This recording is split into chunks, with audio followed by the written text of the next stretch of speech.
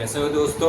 स्वागत है आप सबका आपके फेवरेट चैनल पे learn homeopathy with doctor Mukesh Parmar. आज ये मेरा तीसरा वीडियो है। पहले 2 वीडियो हम अपलोड कर चुके हैं जिसमें हम बताए हैं कि आप अच्छा होम्योपैथिक प्रैक्टिस कैसे कर सकते हो।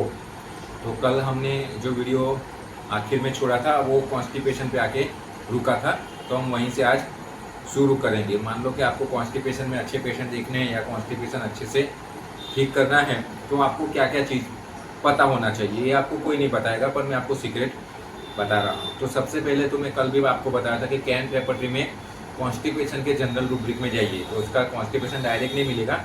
कैंट में आपको जाना है रेक्टम में आपको मिलेगा कॉन्स्टिपेशन। तो कॉन्स्टिपेशन में आपको जनरल रूब्रिक है, वहाँ पे आपको 3 मार्क रेमेडी देखनी है। तो वो टोटल 39 3 मार्क रेमेडी है। ठीक है, तो मतलब ये कह सकते हैं कि अपने पास 39 अच्छी मेडिसिन है जो कॉन्स्टिपेशन को ठीक कर सकती है। ठीक है, पर वो 39 के विषय में आपको पता होना चाहिए। ठीक है, वो एस्क्यूलस से चालू होके जिंकम मेटाली तक है, आप देख लेना। मैंने सारी बताने जाऊँगा यहाँ तो ये वीडियो काफ़ी लंबा हो जाएगा, पर वो सारी मेडिसिन आपको अच्छे से पता होना चाहिए। जैसे कि एस्क्यूलस है, एल्यूमिना है, एल्यूमिन है, एपिस है, ब्रायोनिया है, तो आप उसे पढ़िए, है ना। बोरिक सर ने क्या लिखा है तो आप उसमें से सिर्फ कॉन्स्टिपेशन वाला पार्ट ही पढ़िए। जैसे एस्क्यूलस है तो एस्क्यूलस का सारी चीज़ें मत पढ़िए, उसमें कॉन्स्टिपेशन के विषय में क्या लिखा है वो पढ़िए। बोरिक सर ने क्या लिखा है, क्लार्क सर ने क्या लिखा है क्लार्क डिक्शनरी में, है ना। फिर अपना हैरिंग सर है, WC हैरिंग, उसका अपना जो बुक है उसमें पढ़िए कि क्या लिखा है कॉन्स्टिपेशन के। इसी तरह से ये 39 मेडिसिन का कॉन्स्टिपेशन वाला पार्ट अच्छे से पढ़ लीजिए, तो आप ये 3 मार्क रेमेडी में मास्टर हो जाओगे। अब आपके पास मटेरियल का नॉलेज भी आ गया। अब दूसरा चीज़ कि मैंने आपको बताया था कि आपको रूब्रिक भी पता होना चाहिए। तो अगर आप कॉन्स्टिपेशन में जाओगे तो उसमें रूब्रिक और सब रूब्रिक आप पढ़ोगे तो उसमें 42 रूब्रिक और सब रूब्रिक मिला के 42 है। तो वो आपको पता होंगे तो आपको केस टेकिंग में फ़ायदा होगा। ठीक है, मान लो कि आपने केस लिया पर बहुत 40 मिनट 50 मिनट 1 घंटा, पर उसमें जरूरी रूब्रिक मिले हैं कि नहीं मिलेंगे आपको कैसे पता चलेगा। पेशेंट ने आपको सब कुछ बता दिया, हिस्ट्री 1 घंटा हो गया, पर आप देखोगे तो आपके पास 3-4 रूब्रिक भी नहीं है जो अच्छे हैं जिससे आप अपना रेमेडी सिलेक्शन कर सको। तो इसके लिए रूब्रिक जानना भी बहुत ज़रूरी है, तो आप वो रूब्रिक भी पढ़ लीजिए। मैं मोटा मोटा आपको बता देता हूँ। जैसे कि फर्स्ट रूब्रिक जनरल अपना कॉन्स्टिपेशन है, फिर उसमें ऑल्टरनेट डेज ऐसा करके है, फिर ऑल्टरनेट डेज विद डायरिया, फिर है एजेड पेपेलिन। उसमें 3 मार्क वाला एक ही मेडिसिन है, वो है एंटीम क्रूड। मान लो कि अभी आपके पास कॉन्स्टिपेशन वाला पेशेंट आया, काफ़ी ओल्ड एज वाला है, अगर आपको एकदम तुरंत प्रिस्क्रिप्शन करना है तो आपके पास सीधा दवा आ गया, क्या एंटीम क्रूड, एक ही दवा दिया गया 3 मार्क में कैंट में, कितना ईजी हो जाएगा। पर आपको ये सारे रूब्रिक पता होगा तब। अगर आपको रूब्रिक पता ही नहीं होगा तो फिर आप रेपर्टरी में ढूंढते रहोगे केस जाने के बाद भी। इसीलिए मैंने आपको बताया था पहले वीडियो में कि अगर आपको कुछ ना पता चले तो पहले आप पेशेंट का हिस्ट्री ले लीजिए, उसका केस ले लीजिए, उसको प्लेसेबो दे दीजिए, और 2 दिन के बाद ये जो मैं बता रहा हूँ वो सारे तैयारी करके उसको 2 दिन के बाद फॉलोअप में बताइए, और जो उसका कॉन्स्टिट्यूशनल मेडिसिन आ रहा है इस सब वर्कअप करने के बाद वो दीजिए। आपका प्रैक्टिस बढ़िया से चलने लगेगा। ठीक है, फिर आगे देखते हैं। इसी तरह से इसमें 42 रूब्रिक है, और टोटल अगर आप मेडिसिन अच्छे से देखने जाओगे सारे में कुछ 77 मेडिसिन है जो 3 मार्क वाली है। तो ये सारे रूब्रिक आपको पता होने चाहिए, इससे आपको पता चलेगा। ठीक है, जैसे कि नॉर्मल स्टूल कॉन्स्टिपेशन, आप सोचोगे सर नॉर्मल स्टूल उसमें सिर्फ 2 ही मेडिसिन है, एक सोरेनम और एक सिलिसिया। अब सोरेनम तो आप जानते हो कि उसको 15 दिन में एक बार ही देने होते हैं, तो आपको तुरंत तो क्या देना है, आपके पास एक ही बचा है सिलिसिया। तो आप सिलिसिया बायोकेमिक में भी दे सकते हो या 30 में भी दे सकते हो। आप नए हो तो 6x से चालू कीजिए, फिर 30 पे ले जाइए।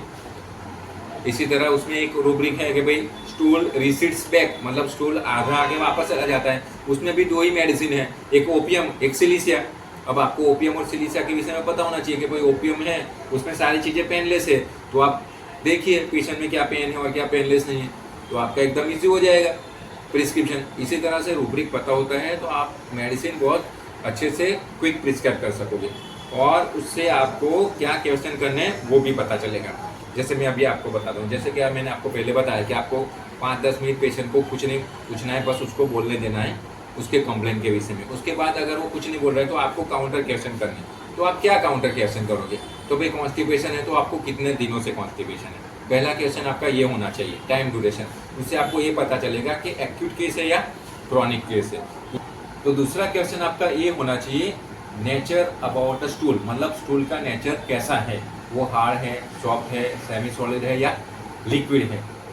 ठीक है, फर्स्ट क्वेश्चन आपको ये करना है कि आपको कॉन्स्टिपेशन कब से है। दूसरा क्वेश्चन आपका ये होना चाहिए नेचर ऑफ द स्टूल, मतलब स्टूल कैसा है। तीसरा क्वेश्चन आपका ये होना चाहिए ऑर्डर ऑफ द स्टूल, मतलब स्टूल का जो स्मेल है वो कैसा है, उसका ऑर्डर कैसा है। ठीक है, और फिर उसके बाद आपको पूछना है कि भाई स्टूल के साथ आपको ब्लड आता है या नहीं आता है। What about the bleeding. ठीक है, तो ब्लड आता है स्टूल के साथ या नहीं आता है। अब इसमें भी आपको और 3 सब क्वेश्चन पूछने हैं कि अगर ब्लीडिंग आ रहा है स्टूल के साथ तो वो कब आ रहा है, स्टूल के पहले, स्टूल के साथ या स्टूल के बाद। ठीक है, ये आपको कॉन्स्टिपेशन में रूब्रिक नहीं मिलेंगे, ये रूब्रिक आपको देखना है ये 3 वाले, तो आपको ये हेमरेज में डालना पड़ेगा। रेक्टम हेमरेज में आपको ये 3 रूब्रिक मिल जाएंगे स्टूल वाले, या फिर स्टूल सेक्शन अलग से दिया है उसमें भी आपको ये मिल जाएंगे। तो ये चीज़ें भी आपको पूछना जरूरी है कि स्टूल आ रहा है, ब्लड आ रहा है तो कब आ रहा है, स्टूल के पहले आ रहा है, स्टूल के साथ आ रहा है, स्टूल के बाद आ रहा है। ये सारे, क्योंकि आप हिस्ट्री में ये सब नहीं पूछोगे तो आपको रूब्रिक मिलेंगे नहीं और आपका रेमेडी सिलेक्शन गलत हो जाएगा।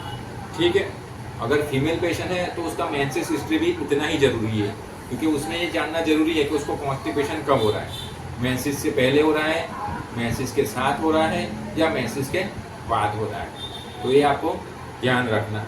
ठीक है, तो ये सारे क्वेश्चन आपको पता होना चाहिए। और सबसे important question, constipation mostly liver disease condition में भी होता है, तो आपको ये भी देखना है कि उसको कोई लीवर का प्रॉब्लम है या नहीं है। ठीक है दोस्तों, फिर वीडियो काफ़ी लंबा हो जाएगा, इसके विषय में अगले वीडियो में बात करेंगे। आशा रखता हूँ कि आपको ये मेरा वीडियो अच्छा लगेगा और आप अच्छे से लर्न कर पाओगे और सारे डिसीज कंडीशन अच्छे से ठीक कर पाओगे। बेस्ट ऑफ लक दोस्तों। वीडियो को लाइक कमेंट जरूर करना और बताना आपको मेरा वीडियो कैसा लगा। Bye bye.